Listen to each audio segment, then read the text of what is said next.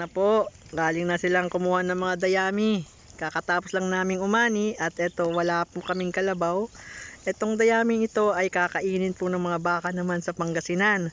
Mula po dito naman sa Pampanga. Ayan. Yan o. Belo, belo, belo. Yan, tulak pa. Yan, sige. 1, 2, 3. Tulak. Oh, dahan-dahan. Yun. Very good.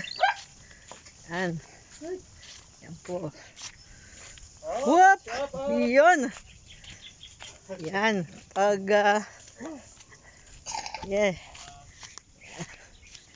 Sila. Yan. O, tingnan nyo ulit yung aming ani. Naka 66 sacks kami. Tapos ang natira ay 57 kasi syempre kinuha ng harvester yung isa sa bawat 10. So ito po yung aming ani. Yan, 57 sacks sa 40 kilos na 218.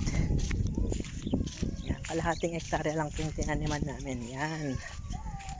Dito bukas kami magbibilad.